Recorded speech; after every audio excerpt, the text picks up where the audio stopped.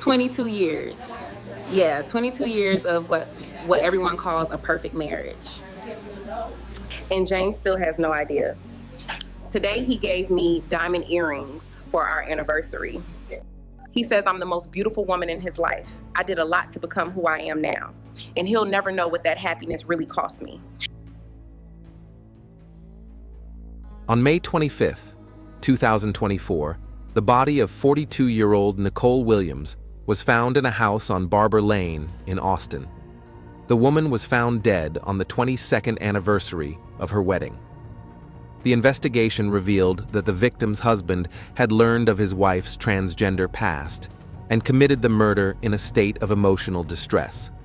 The case became one of the most talked about gender identity crimes in Texas history. Neighbor Diana Jackson discovered Nicole Williams' body at 8:15 a.m. on May 26th. The 56-year-old black woman had lived across the street from the Williams family on Barber Lane for 12 years and knew her neighbors' routines well. Nicole always walked her dog at 7 a.m., but she did not show up that Sunday. Jackson noticed that the front door of the Williams house was ajar and James's car was missing from the driveway. This seemed strange, as the couple usually spent their weekends at home. The family dog, a Labrador named Max, was whining in the yard, which was also unusual. Concerned, the neighbor approached the house and knocked on the open door. Receiving no answer, she entered the hallway and called out to Nicole. The silence and strange smell prompted Jackson to continue further into the house. In the bedroom on the second floor, she discovered the woman's body. Nicole was lying face down on the floor near the bed, dressed in a silk nightgown. Her long black hair was tousled and partially covered her face. The body was motionless, and the skin had an unnatural pale hue. Jackson immediately left the house and called emergency services. The Austin Police Department received a call at 8:23 a.m. reporting a suspicious death in the Terrytown neighborhood. The 1st Patrol Unit, Officers Robert Thompson and Maria Sanchez, arrived at the scene at 8:37 a.m. and cordoned off the area around the house. Detective Andrea Wilson arrived at Barber Lane at 9:20 a.m., accompanied by her partner Marcus King and medical examiner Patricia Brown. Wilson, a 43-year-old black woman with 18 years of experience investigating homicides, immediately began examining the scene. The Williams house was a 2-story colonial-style building worth about $400,000. The quarter-acre lot was neatly landscaped, with a well-kept lawn and flower beds. The front door was indeed ajar, the lock undamaged. An initial inspection of the house revealed no signs of forced entry or robbery. The first floor was relatively tidy, except for some scattered documents and an overturned table lamp in the living room. The kitchen looked as if a festive dinner had been prepared there the night before. Expensive dishes in the sink, remnants of a romantic table setting. The bedroom on the second floor presented a different picture. The furniture had been moved, the bedding was thrown off the bed, and personal belongings were scattered on the floor. Obviously, there had been a struggle between the victim and the attacker. Nicole's body lay between the bed and the dresser. Medical examiner Brown conducted an initial examination of the body. No external wounds were found, but there were faint marks on the victim's neck, indicating possible strangulation. The face had a bluish tint, characteristic of asphyxia. The preliminary time of death was determined to be between midnight and 4 a.m. The victim's identity was established from documents in a purse on the bedside table. Nicole Michelle Williams, 42 years old, was born on March 7, 1982. Her home address matched the location where the body was found. The documents also listed her husband, James David Williams, 45 years old. Detective Wilson immediately noticed the absence of the victim's husband. According to their neighbor Jackson, James was always home on weekends, and his dark blue Lexus sedan was usually parked in the driveway. The car was missing, and the husband's personal belongings in the house indicated a hasty departure. Men's clothing was missing from the couple's bedroom closet, and James's travel bag and toiletries were gone. His house keys and wallet with documents were on his bedside table, but his cell phone was missing. This indicated that he had left the house voluntarily, but in a hurry. Jackson's neighbor told detectives about the Williams family. The couple had lived in the area for 8 years and were considered a model middle-class couple. Nicole worked in IT, and James held a management position at a logistics company. They had no children, traveled extensively, and had an active social life. Jackson also provided important information about the events of the previous day. On Friday, May 25th, the couple celebrated their wedding anniversary. In the evening, guests came to visit, music was playing, and sounds of celebration could be heard. Around 11 p.m., the guests left, and the house became quiet. However, around midnight, Jackson heard loud voices coming from her neighbor's house. At first, it was a normal conversation, but then the tone became more aggressive. The woman recognized a man's voice, which sounded angry, and a woman's voice, which was higher and frightened. The argument lasted about half an hour. Other neighbors confirmed the information about the nighttime quarrel. The Martinez family from the neighboring house heard sounds of a struggle, something falling, shouting. Robert Martinez wanted to call the police, but his wife dissuaded him, considering it a family conflict. Dorothy Clark, a pensioner who lives across the street, saw James's car leave the Williams house at around 2 a.m. The car was moving fast, without its headlights on, which she found strange. The man was clearly in a hurry to leave the area unnoticed. Criminal investigator Stephen Cheng arrived at 10:30 a.m. to conduct a detailed analysis of the crime scene. He found 2 sets of fingerprints in the bedroom, presumably belonging to the couple. There were signs of a struggle on the dresser and bedside tables, and handprints on the walls indicated that the victim had tried to resist. In the living room on the first floor, Chung found scattered medical documents and old certificates. Among the papers were hospital discharge summaries, test results, and insurance documents from various years. Some of the documents dated from the late 1990s to the early 2000s. Of particular interest was a certificate from a plastic surgery clinic in Dallas dated 1999. The document contained medical terminology related to reconstructive surgery. The patient's first name was listed as Nicholas Johnson, but the last name had been corrected to Williams. On the kitchen table, detectives found the remains of a romantic dinner, 2 servings of expensive steak, a bottle of Dom Perignon champagne, candles, rose petals. The dinner was uneaten, indicating a sudden interruption of the celebration. Tableware for 2 confirmed that the couple had dined together. Neighbors told detectives about the nature of the Williams family's relationship. By all accounts, they were a happy couple who never showed any public conflict. Nicole was sociable and friendly. James was more reserved but polite. They often hosted barbecues for their neighbors. Postman Derek Watson, who had been serving the area for 5 years, confirmed the stability of the family. The couple received regular mail, bills, and magazines. Nicole was always friendly and interested in his family. James was more formal, but never showed any aggression. An analysis of financial documents showed that the family was in a stable financial position. Their joint bank account contained $75,000, and the mortgage on their home was paid regularly. Recent expenses included the purchase of jewelry worth $3,000 on May 24th, probably an anniversary gift. James's car was missing from the garage, a dark blue 2021 Lexus ES350 with Texas license plate BXM 4791. Neighbors confirmed that the car usually stayed in the garage overnight and that James left for work around 7:30 in the morning. Detective King contacted the Missing Persons Department to locate James Williams. In his home office, they found a computer turned on with an open search engine. The browser history showed searches for flights to other states and car rentals. The mobile operator provided data on the last activity of James's phone. The device last connected to the network at 2:37 a.m. on May 26th in the vicinity of Highway 35, leading north from Austin. After that, the signal disappeared. No notes or explanations for James's absence were found in the house. His work clothes were hanging in the closet, but his everyday clothes, sneakers, and jacket were gone. It seemed as if he had packed for a trip, but did not plan to be away for long.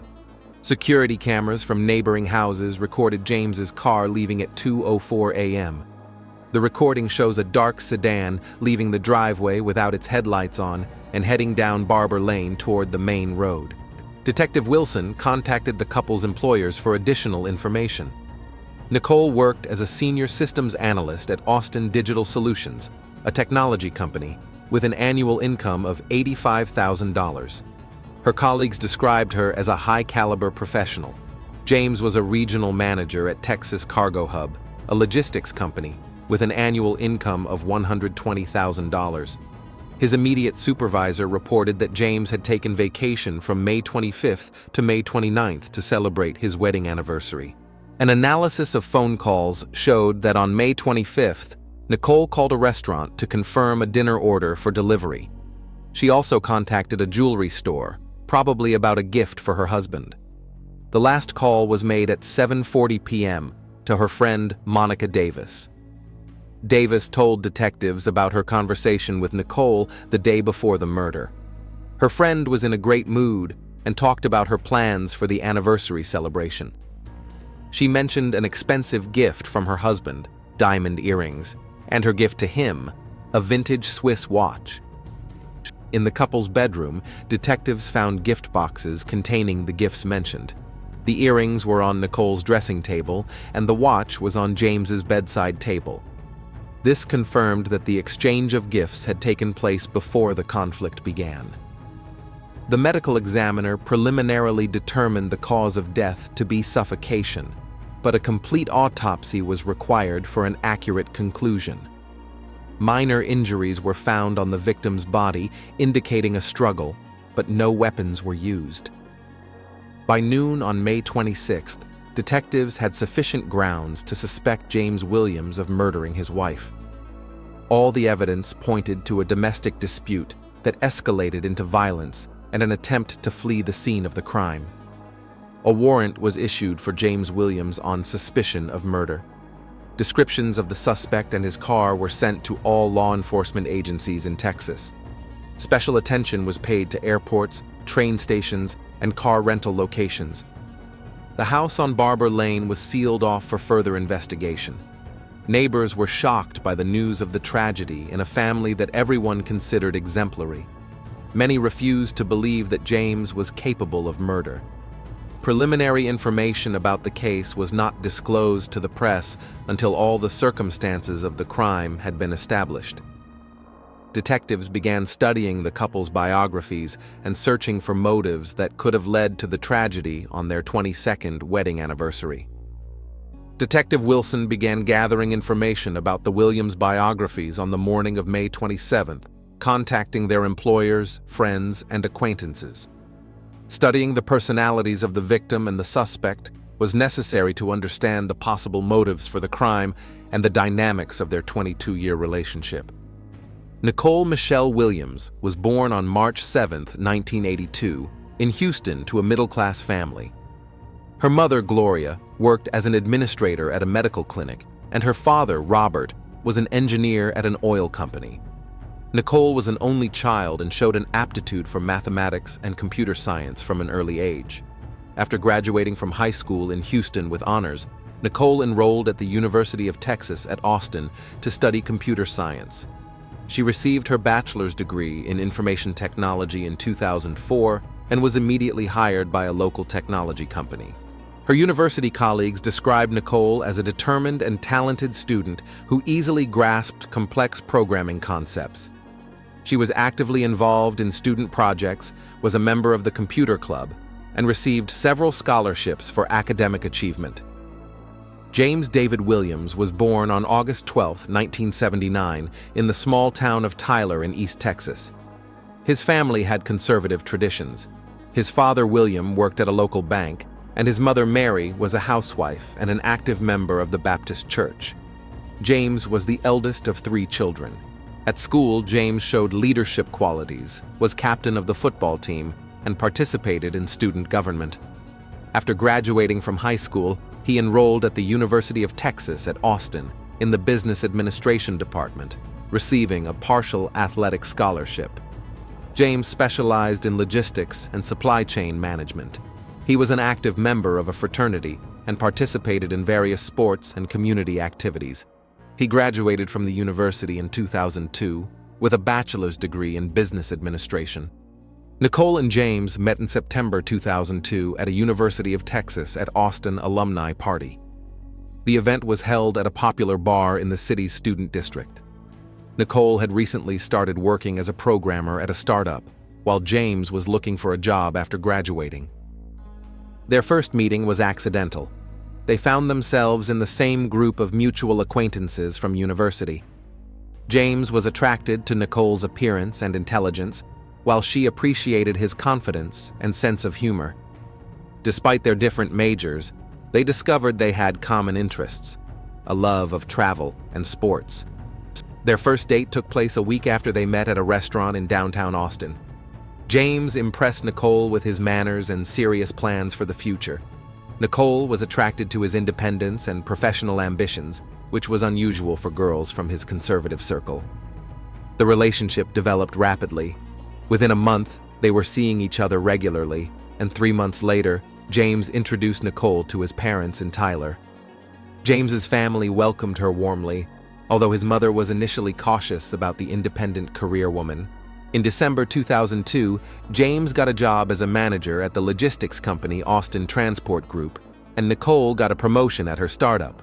Their financial situation stabilized, allowing them to make serious plans for the future. In the spring of 2003, the couple decided to move in together. They rented a small apartment in South Austin, splitting the costs evenly. Their life together was harmonious. Both were independent people with established habits, but they knew how to compromise. James proposed to Nicole in May 2004 during a vacation in Colorado. The wedding took place on May 25, 2004, in a small church in Austin, surrounded by family and close friends. The ceremony was conducted by the pastor of the Baptist church that James's family attended. The newlyweds spent their honeymoon in Europe, visiting France, Italy, and Spain. The trip marked the beginning of their shared passion for travel. In the years that followed, they regularly took vacations abroad, exploring different cultures and countries. After the wedding, the couple rented a larger house in a prestigious neighborhood of Austin. Nicole continued her career in IT, moving to a larger company as a systems analyst. James also received a promotion, becoming a regional sales manager at a logistics firm. The first years of marriage were happy and stable. The couple supported each other's careers and often hosted dinners for friends and colleagues. They developed a social circle of young professionals living in Austin. They attended cultural events and local sports games. The question of children was discussed repeatedly, but the couple decided to focus on their careers in the early years of their marriage. Nicole wanted to reach a certain level in the IT industry, while James was making plans to start his own business in logistics. In 2007, the couple bought their first home in the Tarrytown area for $350,000. It was an important step, symbolizing their financial stability and serious intentions to stay in Austin for a long time. The house needed repairs, which they did together on weekends. Nicole's career was developing successfully. In 2009, she moved to Austin Digital Solutions as a senior systems analyst with a salary of $70,000 a year. The company specialized in developing software for large businesses. Nicole's colleagues described her as a highly skilled professional with an analytical mind.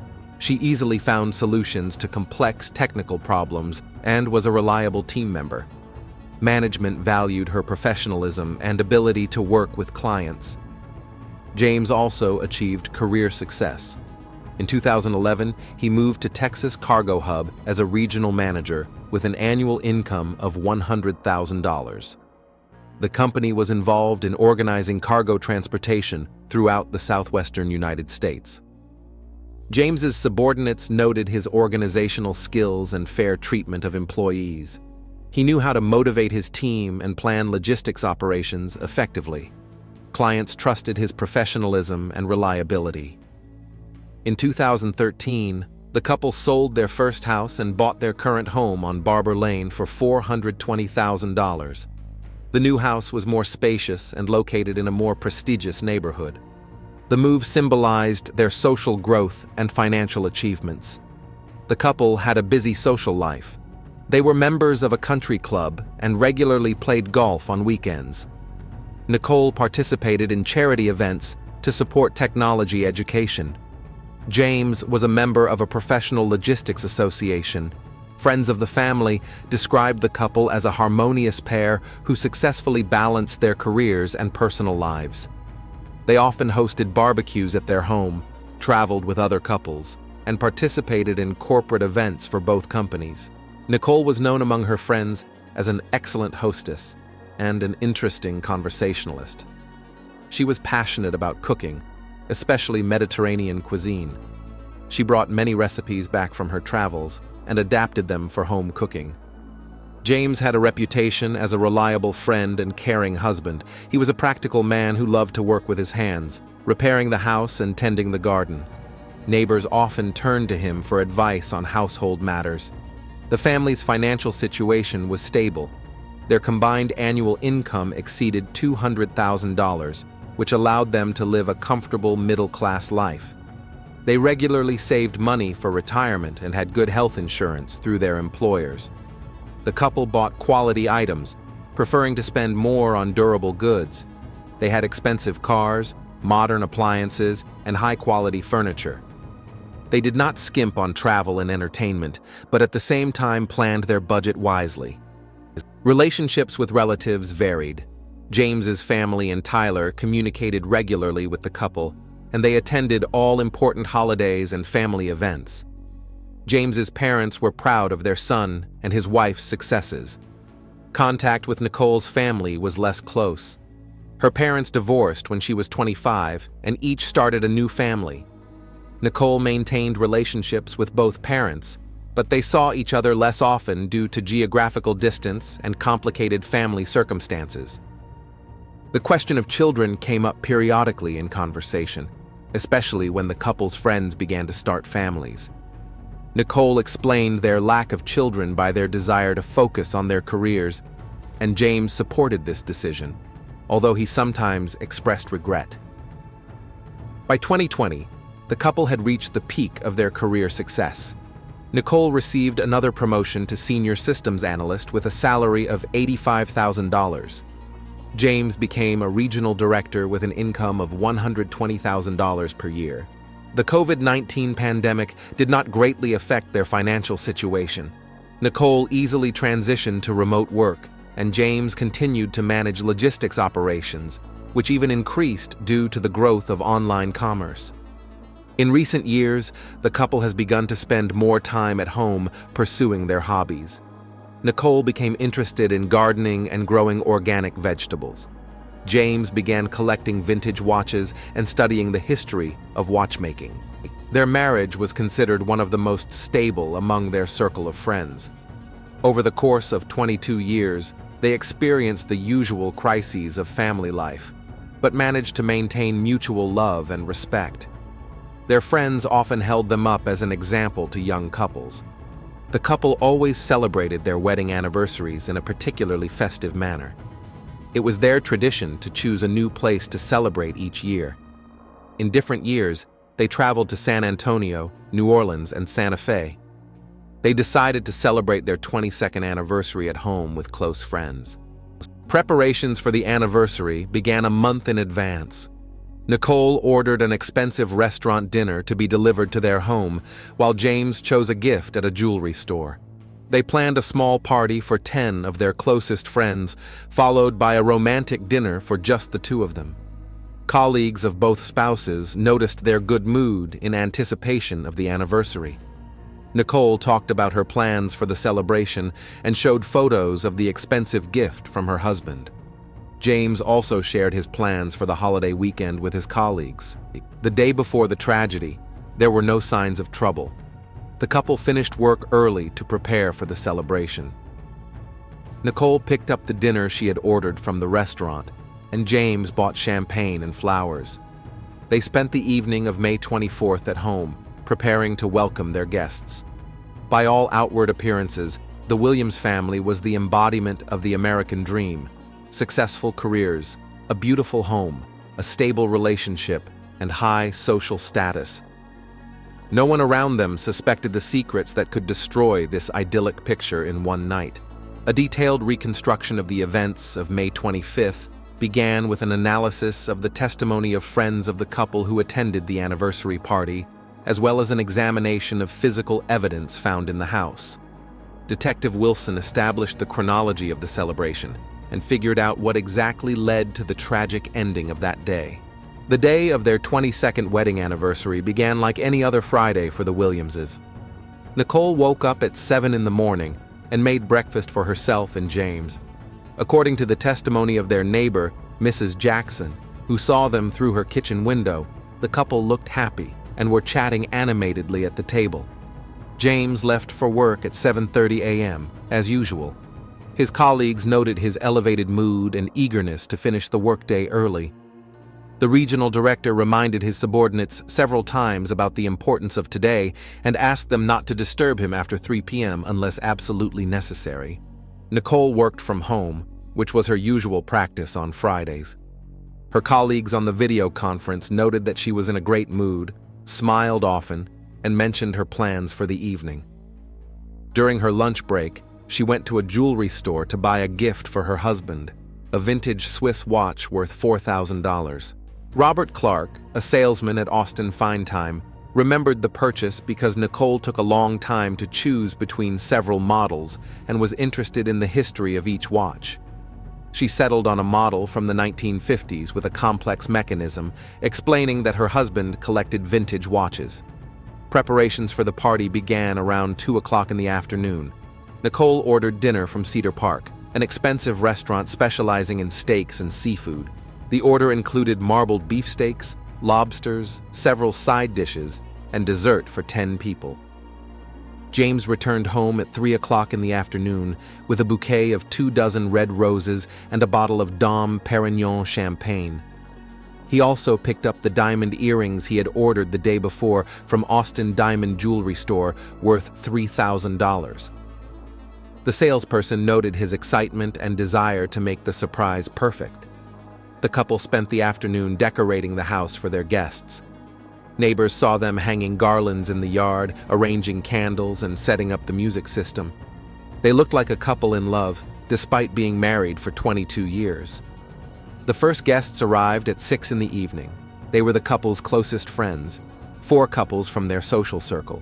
Among them were Nicole's friend Monica Davis and her husband, James's colleague Stephen Brown, and his wife, the Thompsons, and another couple, the Martinezes. The party took place in a warm and friendly atmosphere.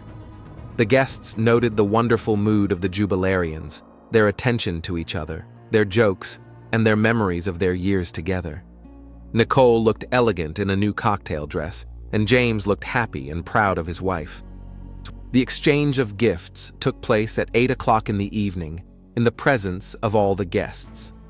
James was the first to present Nicole with diamond earrings, which were admired by the ladies present.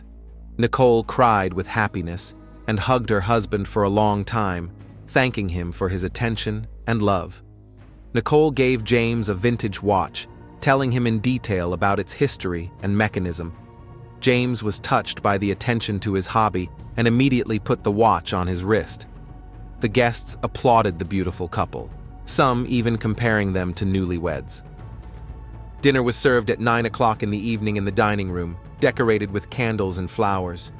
The conversation at the table revolved around plans for the summer, memories of trips together, and discussion of the latest news. Nicole and James looked relaxed and happy as hosts. Monica Davis later told detectives that it was during dinner that Nicole mentioned plans to renovate the house. The couple was going to remodel the guest bedroom upstairs and wanted to find the construction documents and insurance papers to coordinate the work with the company. The last guests left the house at 11 p.m. Stephen Brown noted that James and Nicole stood in the doorway, hugging each other, and thanked their friends for a wonderful evening. They looked happy and in love, planning to continue the celebration with a romantic dinner for 2. After the guests left, the couple quickly cleaned up the main mess in the living room and kitchen. Neighbors saw them washing dishes and laughing together through the windows. Around 11:30, they went upstairs to change and prepare for the intimate continuation of the celebration. Nicole took a shower and put on a new silk nightgown she had bought especially for their anniversary. She lit scented candles in the bedroom, turned on romantic music, and opened a second bottle of champagne. Everything pointed to plans to spend the rest of the night in an intimate setting. Meanwhile, James decided to find the documents for the planned renovation they had discussed with their friends. He went down to the study on the first floor and began looking through the filing cabinets for insurance papers and building permits. In the bottom drawer of the desk, which Nicole usually used to store personal documents, James found an old folder with medical records. The folder was dusty and clearly hadn't been opened in a long time. James decided to look through it, thinking he might find medical insurance policies. Among the documents were reports from various clinics in Houston and Dallas, dated from the late 1990s to the early 2000s. Most of the documents contained complex medical terminology that James did not immediately understand. He read them with growing confusion. A certificate from a plastic surgery clinic in Dallas dated March 18, 1999, caught his attention. The document contained a description of a sex change operation from male to female. The patient's name was listed as Nicholas Edward Johnson. James reread the document several times, unable to believe what he was reading. The certificate described in detail the surgical procedures, including the removal of male genitalia and the creation of female genitalia. It also mentioned long-term hormone therapy, which had begun 2 years before the operation. Other documents confirmed the information about the sex change. Among them was a certificate of name change from Nicholas Johnson to Nicole Johnson, dated May 21, 1999. The surname was later changed to Williams after marriage. The folder also contained the results of psychological examinations confirming the diagnosis of gender dysphoria. The documents testified to a long process of preparation for gender reassignment, which began in adolescence and was completed by the age of 20. James sat in his office, holding documents that turned his perception of his 22-year marriage upside down. The woman with whom he had shared a bed for more than 2 decades had once been a man. This discovery shook him to his core. At first, he was in shock and refused to believe what he had read. James searched the documents for signs of forgery, hoping that it was someone's cruel joke or a mistake. However, the clinic's seals, doctors' signatures, and detailed descriptions of the procedures left no doubt as to their authenticity. Gradually, the shock gave way to feelings of betrayal and humiliation. James realized that their entire life together had been built on a lie. Nicole had hidden the fundamental truth about her identity from him, depriving him of his right to know who he was living with and making love to. James's religious upbringing in a conservative Baptist family made the discovery even more painful. He had been raised to believe that transgenderism was contrary to God's plan. The realization that he had unwittingly participated in what he considered a sin intensified his inner conflict. James went up to the bedroom with the documents in his hands around midnight. Nicole was waiting for him in bed, dressed in a silk nightgown, by candlelight and romantic music. She smiled at her husband and offered him a glass of champagne to continue the celebration. James's expression made Nicole wary. He silently handed her the folder with the documents and asked what it meant. Nicole glanced at the contents and turned pale. She realized that her worst nightmare had come true. During the first few minutes of the conversation, Nicole tried to explain the situation. She talked about the difficulties she had faced in her childhood and youth, feeling that she was in the wrong body. Surgery was the only way to become who she felt she was inside.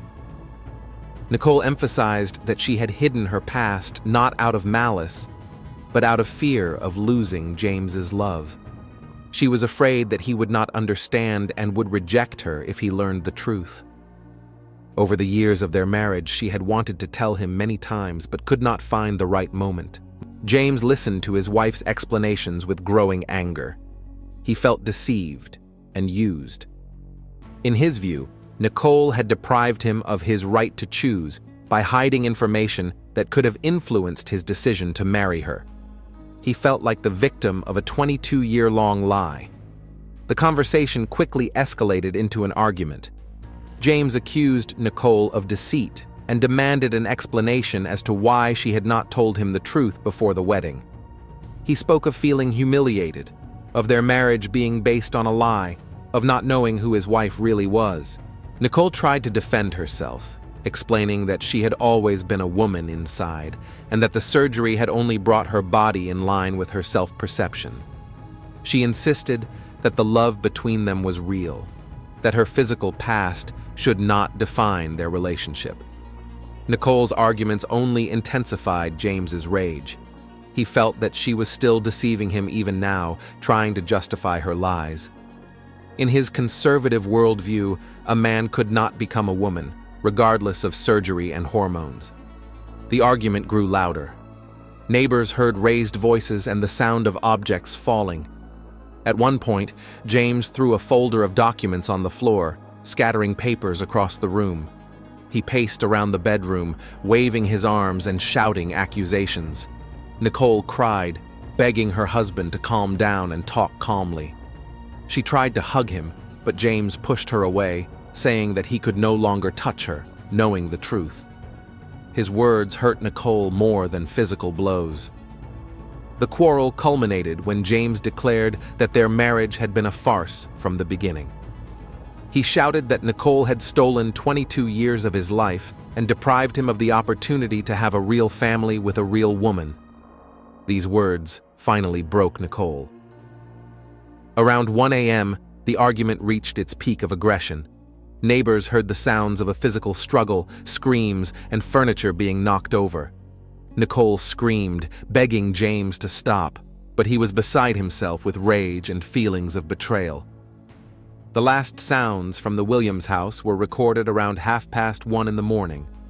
After that, there was silence, broken only by the barking of neighboring dogs. Half an hour later, neighbors saw James's car leaving the house with its headlights off. The gender reassignment documents that had caused the tragedy were scattered throughout the bedroom. Some of the pages had been torn up in the heat of the argument. These papers became silent witnesses to how a secret from the past had destroyed a 22-year marriage in one night. A romantic evening that began as a celebration of love and fidelity ended with a revelation that proved devastating for a conservative man. His inability to accept his wife's transgender past led to a tragedy that shook the entire city of Austin. Reconstructing the exact sequence of events at the Williams home began with a detailed analysis of all physical evidence and witness testimony.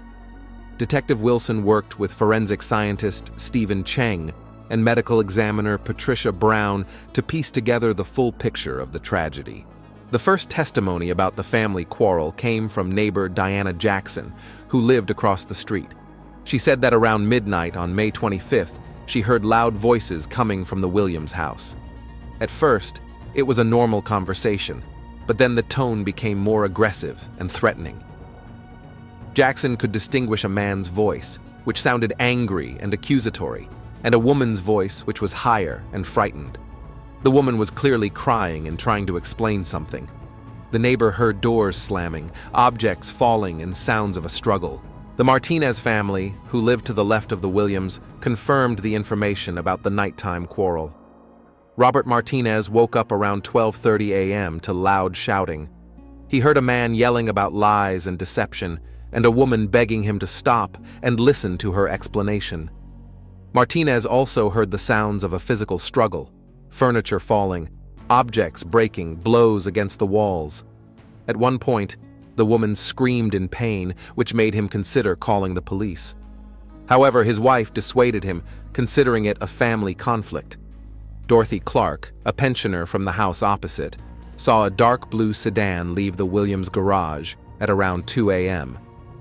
The car was driving without its headlights on, which she found strange. The car quickly left the area, heading towards the main road. Forensic expert Brown conducted a detailed examination of Nicole Williams' body at the county hospital morgue. The autopsy showed that death was caused by strangulation, compression of the neck with hands. Characteristic marks from the attacker's fingers were found on the victim's throat. Brown determined that the strangulation lasted between 3 and 5 minutes. The victim tried to resist. Particles of the attacker's skin were found under her fingernails, and defensive wounds were found on her hands. There were also multiple bruises on the body, indicating a prior physical struggle. Analysis of the stomach contents showed that the last meal was eaten 3 to 4 hours before death. This corresponded to the time of the festive dinner with guests. Alcohol was found in the blood in an amount corresponding to 2 to 3 glasses of champagne. The expert determined the time of death to be between midnight and 2 a.m. on May 26th. This coincided with the neighbor's testimony about a nighttime quarrel and the time of James's car departure. No other injuries or signs of sexual assault were found on the body. Forensic scientist Chung conducted a detailed analysis of the couple's bedroom, where the murder took place. Bloodstains on the floor indicated where the victim had been lying after her death. Blood splatters on the walls indicated a struggle and blows to the head against furniture during the strangulation. The furniture in the bedroom had been moved and overturned. The bedside table was on its side, the lamp was broken, and the bedding had been thrown off the bed. Palm prints were found on the dresser, indicating the victim's attempts to grab hold of something during the attack. Medical documents from the folder found in the office were scattered throughout the room. Some sheets were torn, others crumpled. This confirmed the version that the quarrel began after James discovered documents about his wife's sex change. James's fingerprints were found on the torn documents, door handles, and furniture in the bedroom. A particularly large number of his prints were found on the victim's throat and wrists, confirming his involvement in the strangulation. The DNA under Nicole's fingernails matched James's samples. Traces of the victim's blood were found on the clothes James was wearing on the night of the murder. His shirt and trousers with bloodstains were found in the laundry basket in the bedroom. This indicated that he had changed his clothes before leaving the house after the murder. Detectives found a computer in James's office with tabs open on transsexuality and sex change. The browser history showed that after discovering the documents, he searched for information about transgender people, trying to understand what had happened to his wife. The search history also included queries about the punishment for murder in Texas, ways to leave the country, and car rentals in neighboring states. This indicated that after the crime, James planned to flee and avoid responsibility. Bank records showed that at 2:15 a.m., James withdrew $3,000 from an ATM on the outskirts of Austin. The ATM camera captured him wearing a hoodie that concealed his face. He was clearly trying to avoid identification. The mobile operator provided data on the movements of James's phone. The device traveled north on Highway 35, then turned onto a road toward the Oklahoma border. The last signal was recorded in the Waco area at 4 a.m. An interstate manhunt was launched for James Williams on suspicion of murdering his wife. His photos and a description of his car were sent to police departments in Texas, Oklahoma, Arkansas, and Louisiana. Special attention was paid to motels, gas stations, and car rental locations. A credit card check showed that James had filled up his car at a gas station in Waco at 4:30 a.m. on May 26th. The cashier remembered a nervous man who paid in cash and avoided eye contact. After filling up, he bought a road map and set off again. Detectives contacted James's relatives in Tyler. His mother, Mary Williams, reported that her son had not contacted the family since the anniversary. This was strange, as he usually called his parents every weekend. His mother was concerned about the lack of news. James's father, William, confirmed the family's conservative religious views. He said he had raised his son in strict Christian traditions, where transgenderism was considered a sin against God's plan. This information helped to understand the motives behind the crime. James's co-workers reported that he did not show up at the office on May 26th, even though he had not taken a day off. His secretary tried to contact him by phone, but his device was turned off. This was unusual for a responsible manager. An analysis of his financial transactions showed that James had withdrawn the maximum possible amounts from several ATMs in different cities. The total amount was about $10,000. He was clearly preparing for a long period of secrecy. At a gas station in Corsicana, a camera recorded James's car at 7 a.m. on May 26th. The cashier noted that the driver looked tired and agitated, looking around several times. He bought water, sandwiches, and a map of Oklahoma. The search was complicated by the fact that James was familiar with the region's transportation infrastructure thanks to his work at a logistics company. He could choose little-known roads, avoiding large cities and surveillance cameras on major highways. The psychological profile of the fugitive, compiled by experts, pointed to a person in a state of acute stress, acting impulsively. The murder was not premeditated, which explained his chaotic behavior after the crime. By the end of the day, on May 27th, detectives had a complete picture of the crime. James's discovery of documents about his wife's transgender past led to an argument that escalated into physical violence and murder. The suspect's conservative views prevented him from accepting the truth about his wife. All the evidence pointed to James Williams as the sole suspect. All that remained was to find him and bring him to justice. The search continued with the involvement of federal agents, as the fugitive could have crossed state lines. The search for James Williams intensified on May 28th, when the Federal Bureau of Investigation joined the operation because the suspect had crossed state lines. Special Agent Marcus Turner arrived in Austin to coordinate the interstate manhunt and was assigned to lead the case. The first breakthrough came on the morning of May 28th, when Oklahoma police discovered James's abandoned car in a shopping center parking lot in Ardmore. The dark blue Lexus was parked at the far end of the lot. The keys were on the driver's seat, and the license plates had been removed. Detective Wilson and Agent Turner immediately drove to Ardmore to inspect the car. Inside, they found a travel bag with James's clothes, leftover food, and road maps with routes marked toward the Mexican border. They also found a cell phone with a dead battery. Analysis of the shopping center's CCTV footage showed that the car had been left there at 4 a.m. on May 27th. A man wearing a hoodie quickly got out of the car and headed for the bus stop. The quality of the recording did not allow for accurate identification of the person. A check of bus routes revealed that a bus to Dallas had departed from the shopping center at 4:30 a.m.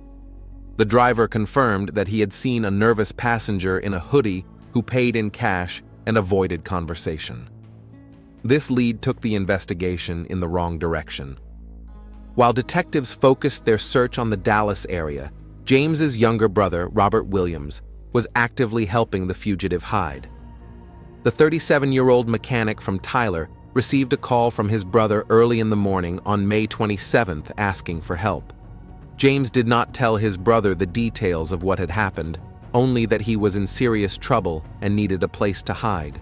Robert, without asking any questions, agreed to help. The brothers had always been close, and Robert trusted his older brother unconditionally.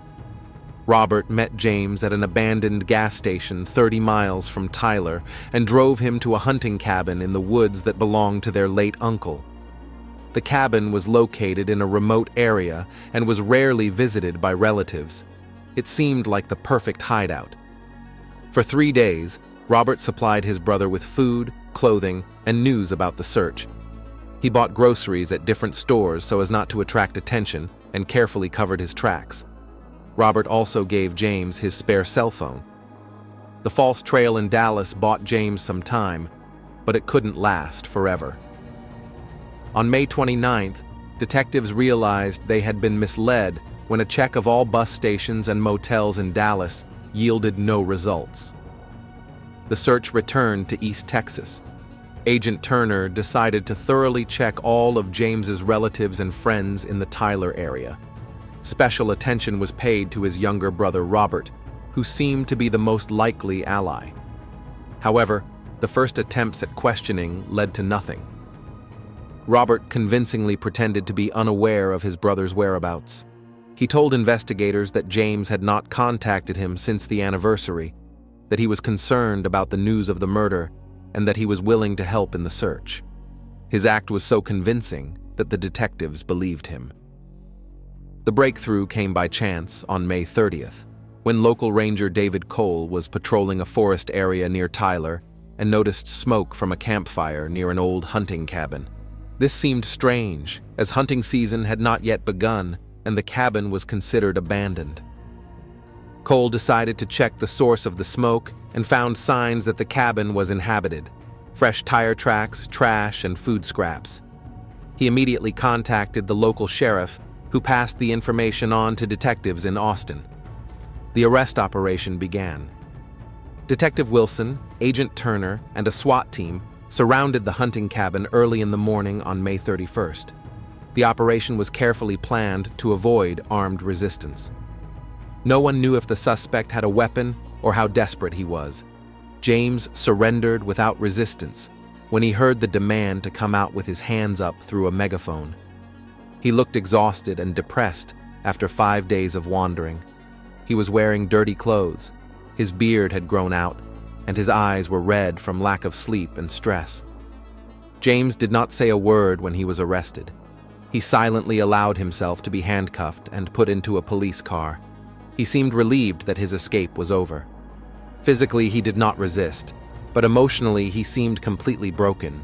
In the hunting lodge, detectives found a diary that James had kept during his time in hiding. The entries revealed his inner feelings, his sense of betrayal, and his religious conflict. The man described the night of the murder as the most terrifying night of his life. The diary also contained reflections on his 22-year marriage, which now seemed like a lie to him. James wrote about how he was reevaluating all their years together in light of the truth that had come to light. He felt like a victim of deception, not a criminal. Robert Williams was arrested as an accomplice after his brother's arrest. He admitted to helping the fugitive, but claimed he did not know about the murder. Robert explained his actions as brotherly loyalty and a desire to help in a difficult moment. James's first interrogation took place at the Tyler County Jail in the presence of court-appointed attorney David Harris. The suspect appeared broken and agreed to testify without preconditions. He no longer tried to hide or deny the obvious. James recounted in detail the events of May 25th, beginning with the discovery of his wife's medical records. He described the shock of realizing that Nicole had once been a man named Nicholas. This discovery completely shattered his perceptions of marriage and his own life.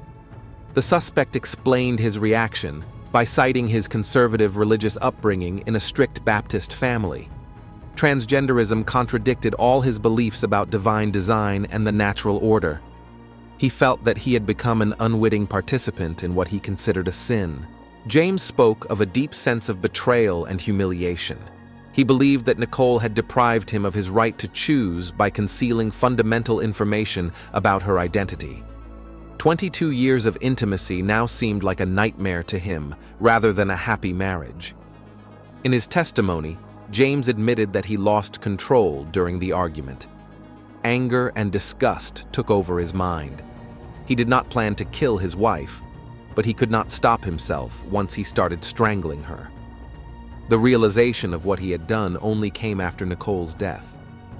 The suspect's psychiatric evaluation was conducted by Dr. Samuel Jackson, a forensic psychiatrist from the University of Texas. The examination revealed deep religious trauma and cognitive dissonance caused by a conflict between personal beliefs and reality. Dr. Jackson noted that James showed symptoms of acute stress disorder that developed after discovering the truth about his wife. His religious upbringing created an insurmountable barrier to accepting transgenderism as normal. The expert also identified signs of deep depression and guilt in the suspect. James was aware of the gravity of his actions, but could not come to terms with what he considered to be 22 years of deception. The conflict between his understanding of the criminality of murder and his feelings of betrayal was tearing him apart inside. A review of Nicole's medical records revealed the full story of her transformation. Nicholas Johnson began to experience gender dysphoria in early adolescence. At the age of 14, he approached the school psychologist with complaints about the discrepancy between his biological sex and his self-identification. The gender transition process began at age 16 with hormone therapy under the supervision of specialists in Houston. The teenager visited a psychologist, endocrinologist, and other doctors to prepare for future surgery. The entire process took 3 years and was completed in 1999.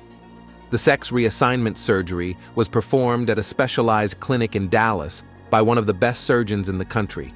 The documents attested to the high quality of the medical intervention and the absence of complications. Nicholas Johnson legally became Nicole Johnson. After the operation, the girl underwent a course of psychological adaptation and social rehabilitation. She changed her documents, moved to Austin to start a new life, and enrolled in university. By the time she met James, the transformation was complete. James's parents, upon learning of the tragedy, expressed shock and bewilderment. His mother, Mary Williams, could not believe that her son was capable of murder. His father, William, being a staunch conservative, showed more understanding of his son's motives but condemned the violent actions. The pastor of the Baptist church attended by the Williams family, Father Jonathan Smith, gave an interview to the local press about the religious aspects of the case. He confirmed the church's conservative position on transgender issues, but emphasized the unacceptability of violence as a response to moral differences. James's friends and colleagues were shocked by the news of the murder. Many refused to believe in the guilt of a man they knew as a decent family man and reliable employee. However, the evidence was irrefutable. Austin's LGBT community responded to the case with protests against transphobia and demands for fair punishment. Activists emphasized that transgender people have the right to safety and acceptance in society. Nicole's murder became a symbol of discrimination. Conservative groups, on the other hand, expressed sympathy for James as a victim of deception. They argued that concealing information about a sex change violates the rights of one's partner and could be considered fraud. These statements sparked a heated public debate. By the end of May, investigators had a complete picture of the crime and the killer's motives. James Williams was formally charged with first-degree murder. The case was sent to court for trial. Public opinion was divided on the fairness of the future punishment. Attorney Harris announced the defense's intention to seek a reclassification of the charge to manslaughter, citing his client's emotional distress. The prosecution insisted on the maximum punishment for a violent crime motivated by hatred toward transgender people. The trial of James Williams began on September 15, 2024, in Austin District Court, presided over by Judge Marcus Brown. The case attracted national attention as the first high-profile trial for a transphobic murder in Texas. The prosecution was led by District Attorney Lisa Thompson, who specializes in hate crimes. The defense was led by experienced attorney David Harris, known for his successful defense in domestic violence cases. Jury selection took 2 weeks due to polarized public opinion. The jury consisted of 8 women and 4 men of various ages and social backgrounds. Judge Brown established strict rules for media coverage of the trial, banning filming in the courtroom and restricting journalists' access to the participants in the trial. In her opening statement, Prosecutor Thompson characterized the crime as first-degree murder, motivated by hatred toward transgender people. She emphasized the brutality of the murder and the need to protect the rights of sexual minorities from discrimination and violence. Attorney Harris objected to the classification of the crime as first-degree murder, arguing that the defendant acted in the heat of the moment after a shocking discovery. The defense insisted on reclassifying the charge to manslaughter or second-degree murder. Detectives Wilson and King were the first witnesses for the prosecution, giving detailed accounts of the investigation. They presented physical evidence, showed photographs of the crime scene, and read the defendant's confession. Forensic expert Patricia Brown gave her opinion on the cause of Nicole Williams' death. She described in detail the nature of the injuries, the mechanism of strangulation, and the duration of the victim's agony. The expert emphasized the particular cruelty of the crime. The testimony of friends of the Williams family played a special role in the trial. Monica Davis spoke about the couple's happy marriage and the absence of any visible problems in their relationship. She emphasized that Nicole never mentioned her transgender past. Nicole's colleagues described her as a talented professional and a pleasant person. None of them knew about her transgender history. The head of the IT department emphasized the employee's high moral qualities and her contribution to the development of the company. The defense presented evidence about James's character before the tragedy. Colleagues, friends, and relatives described him as a decent family man who never showed any tendency toward violence. The defendant's mother gave emotional testimony about her son's religious upbringing. Pastor Jonathan Smith of the Tyler Baptist Church explained to the jury the conservative position of the Christian community on the issue of transgenderism. He emphasized that the church does not approve of gender reassignment, considering it contrary to God's plan. A key figure in the trial was psychiatrist Dr. Samuel Jackson, who conducted an examination of the defendant. He spoke of James's deep religious trauma and the cognitive dissonance between his beliefs and reality. The expert confirmed that the defendant was in a state of acute stress at the time of the crime. The prosecution presented an alternative psychiatric examination by Dr. Rachel Martin, a specialist in hate crimes. She argued that the defendant retained the ability to control his actions and understand their consequences, despite his emotional turmoil. The trial was accompanied by fierce debate outside the courtroom. LGBT activists organized rallies in support of the victim, demanding fair punishment for the killer. They emphasized the right of transgender people to safety and acceptance in society. Conservative Christian groups, on the other hand, expressed sympathy for the defendant as the victim of 22 years of deception. They organized their own demonstrations, arguing that concealing information about a sex change violates the rights of a partner in marriage. The issue of transgender people's right not to disclose their history added particular intensity to the debate. Lawyers argued about whether such concealment was deception or a legitimate right to privacy. Experts were divided in their opinions. The National LGBT Rights Organization submitted a document to the court supporting the prosecution. The organization argued that justifying murder by referring to the shock of discovery would set a dangerous precedent for discrimination against transgender people. Christian advocacy groups submitted a similar document in support of the defense. They argued that the defendant's religious beliefs should be considered a mitigating factor, and that the prolonged concealment of important information should be considered provocation. James's own testimony was the culmination of the trial. The defendant spoke in detail about the shock of discovering the documents, his feelings of betrayal and humiliation. He expressed remorse for the murder, but emphasized the depth of his wife's betrayal. James explained his reaction by citing his conservative upbringing and religious beliefs. He claimed that he could not control his emotions when he discovered the truth. The defendant apologized to the victim's relatives, but insisted that he had also been deceived. In her closing statement, Prosecutor Thompson urged the jury not to succumb to attempts to justify the murder by referring to religious prejudices. She emphasized that no circumstances could justify taking a person's life because of their gender identity. In his closing statement, defense attorney Harris called for understanding of the tragedy that destroyed 2 lives. He emphasized the absence of premeditation and asked the jury to consider the defendant's emotional state at the time of the crime. The jury deliberated for 4 days. They carefully examined all the evidence presented, heard repeated testimony from key witnesses, and consulted with the judge on the application of hate crime legislation. On October 20th, 2024, the jury returned a verdict of guilty for James Williams on second-degree murder. They rejected the hate crime charges, finding that the impulsive nature of the crime had been proven. But Judge Brown scheduled sentencing for November 3rd.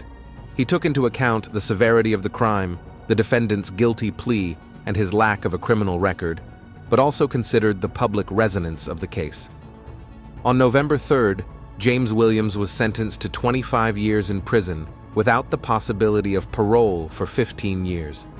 The judge noted the need for punishment for taking a person's life, but took mitigating circumstances into account. LGBT activists expressed partial satisfaction with the sentence, although many considered the punishment insufficiently severe. Transgender rights organizations used the case to draw attention to the issue of discrimination and violence. Conservative groups, on the other hand, considered the sentence too harsh, given the victim's provocative behavior. They continued to insist on the right of people to know the full truth about their partners, including information about gender reassignment. The Williams case influenced Texas legislation on hate crimes. Lawmakers made amendments to strengthen protections for transgender people against discrimination and violence. However, debates about the balance between rights continued. National human rights organizations used the trial to promote federal legislation to protect the LGBT community. The case became an important precedent in the judicial practice of crimes against transgender people. Nicole's family established a fund to support transgender youth in difficult life situations. The fund finances psychological assistance, legal advice, and medical support for people undergoing gender transition. The house on Barber Lane, where the tragedy took place, was sold to new owners after lengthy legal proceedings. Neighbors noted that the atmosphere in the area had changed. People had become more cautious and less open in their communication.